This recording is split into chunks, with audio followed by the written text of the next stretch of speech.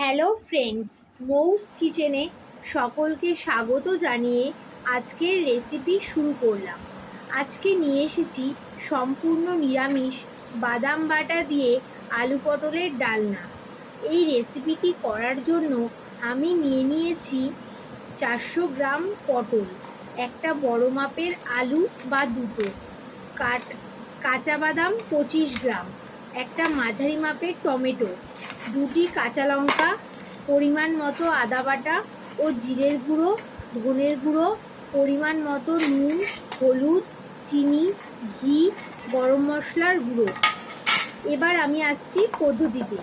প্রথমে পটলগুলি ছাড়িয়ে নিয়ে কেটে ধুয়ে নেব ও অপরদিকে আলুগুলি ডুমডুম করে কেটে ধুয়ে নেব। এরপর কড়াই বসিয়ে কড়াই গরম হলে কড়াইতে পরিমাণ মতো সর্ষের তেল দিয়ে তেল গরম হলে তেলের মধ্যে ধুয়ে রাখা পটল দিয়ে পটলের মধ্যে সামান্য নুন ও হলুদ দিয়ে লাল লাল করে ভেজে তুলে নিতে হবে। ওই তেলের মধ্যে কেটে রাখা আলু দিয়ে নুন হলুদ দিয়ে আবারও আলুগুলি ভালো করে ভেজে নিয়ে অপরদিকে মিক্সিতে বাদাম, টমেটো, কাঁচা লঙ্কা পেস্ট করে রেখে দেব। আলু ভাজা হয়ে গেলে আলু তুলে নিয়ে ওই তেলের মধ্যে সামান্য পরিমাণ চিনি দিয়ে দেব। চিনিটা দিচ্ছি আমি যাতে কালার ভালো আসে।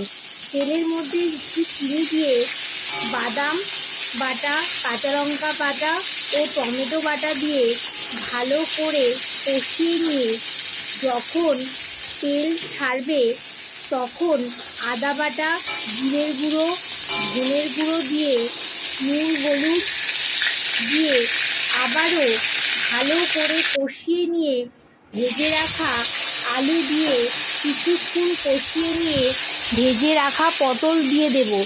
এরপর পটল ও আলু কষিয়ে নিয়ে পরিমাণ মতো জল দিয়ে বেশ কিছুক্ষণ রান্না করে নিয়ে আলু ও সেদ্ধ হয়ে গেলে ঝোল টানা টানা হলে আলু পটলের মধ্যে ঘি দিয়ে নেড়ে নিয়ে নামানোর আগে স্বাদ অনুযায়ী চিনি ও গরম মশলার গুঁড়ো দিয়ে কিছুক্ষণ মিডিয়াম আঁচে রান্না করে নামিয়ে নিলেই তৈরি সম্পূর্ণ নিরামিষ বাদাম বাটা দিয়ে আলু পটলের ডালনা।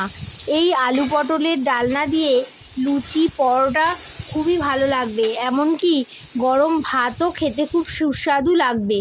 এই রেসিপিটি যদি আপনাদের ভালো লেগে থাকে তাহলে অবশ্যই একবার হলেও বাড়িতে ট্রাই করে দেখবেন আর শেয়ার, সাবস্ক্রাইব, লাইক করবেন। নমস্কার বন্ধুরা, আবারও নতুন ধরনের রেসিপি নিয়ে আপনাদের কাছে হাজির হব। দেখা হবে আবারও। নমস্কার।